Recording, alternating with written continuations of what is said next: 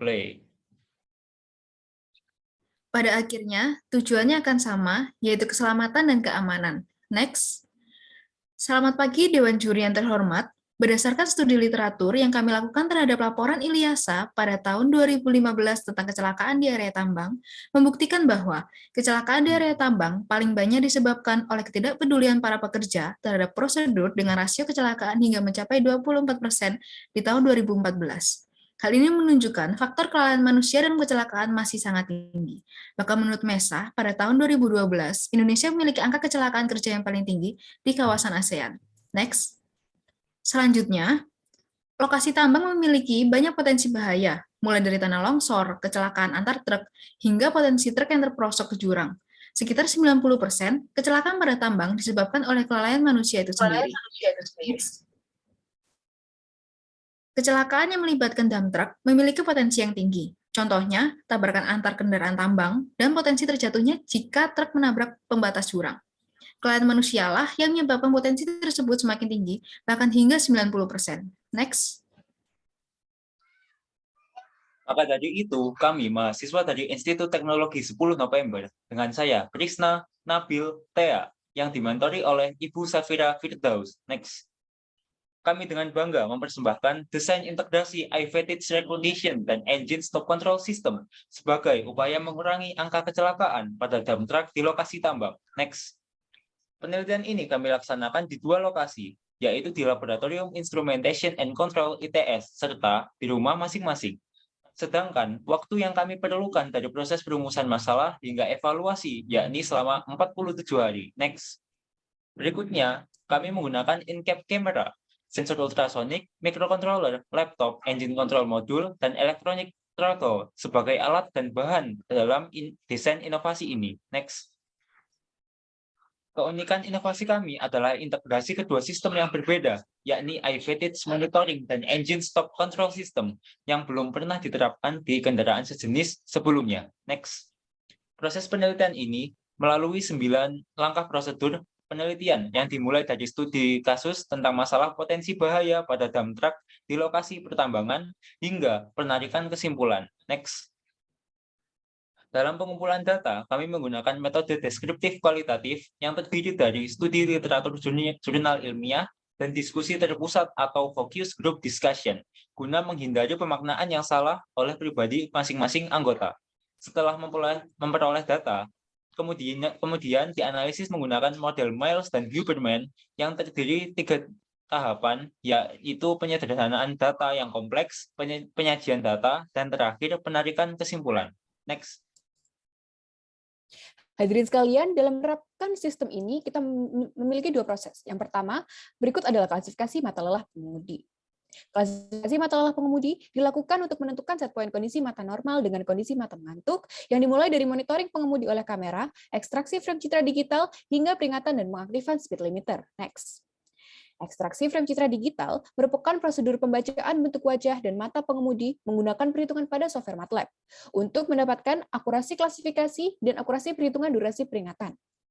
Untuk menghasilkan klasifikasi dan ciri mata yang akurat, maka terlebih dahulu frame-nya ditangkap oleh kamera melalui proses akuisisi citra dengan konversi ruang warna RGB ke YCP-CR dan segmentasi citra, sehingga ekstraksi ciri berupa luasan mata dan kelopak mata pada pengemudi. Kemudian, tahap klasifikasi mata mengantuk dengan hasil durasi terdeteksi mata tertutup adalah lebih dari 1 detik. Next. Berikut selanjutnya adalah penentuan blind spot pada dump truck. Hadirin sekalian, berdasarkan jurnal industri Pulubuhu, blind spot atau daerah yang tak bisa dilihat sopir truk ketika mengemudi rata-rata adalah sebagai berikut. Sehingga pada area tersebut jugalah yang menjadi target utama kami dalam pemasangan sensor jarak. Next. Berikut merupakan skema lokasi sensor ultrasonik pada bodi dump truck berdasarkan analisis daerah jangkauan sensor, yaitu terletak pada bagian depan truk, samping kanan dan kiri, juga bagian belakang truk. Next. Tiap sensor ultrasonik memiliki jangkauan yang selanjutnya kami bedakan menjadi 3 jenis dengan warna yang berbeda. Warna kuning sebagai deteksi objek jauh, yakni 60 cm, hijau untuk jarak sedang, yakni 40 cm, dan warna merah untuk mendeteksi jarak dekat, yaitu 20 cm. Lalu posisi sensor diletakkan dengan kemiringan 45 derajat menghadap ke bawah agar mempermudah mendeteksi objek di blind spot truck. Next. Berikut merupakan diagram blok inovasi teknologi pada dump truck. Cara kerja integrasi, sistem memiliki pusat kendali berupa suatu mikrokontroler, di mana saat kamera mendeteksi mata kantuk, maka kecepatan akan otomatis terbatasi di 40 km per jam. Begitu juga stop control system yang akan aktif saat sensor ultrasonik yang telah tersebar di bagian rawan truk mendeteksi potensi bahaya. Next. Hadirin sekalian, kami persembahkan tampilan pada inovasi teknologi kami. Berikut merupakan tampak depan dari dump truck beserta komponen-komponen yang terpasang antara lain in-cab kamera, sensor ultrasonik, electronic throttle, dan juga microcontroller.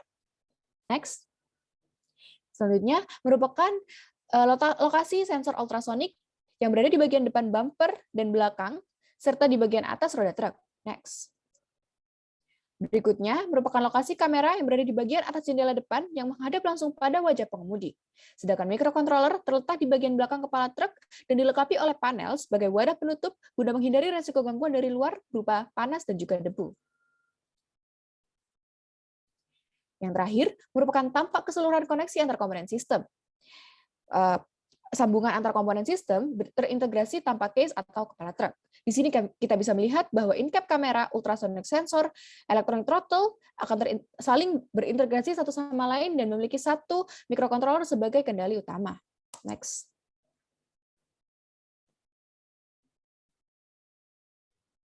Dari kesimpulan yang telah dilakukan, terdapat 3 kesimpulan yang terdiri dari set point pada klasifikasi mata ngantuk, yakni ketika mata pengemudi tertutup selama lebih dari 1 detik, lalu set point pada jarak aman antara truk dengan tepi jalanan tambang, yakni 1 meter.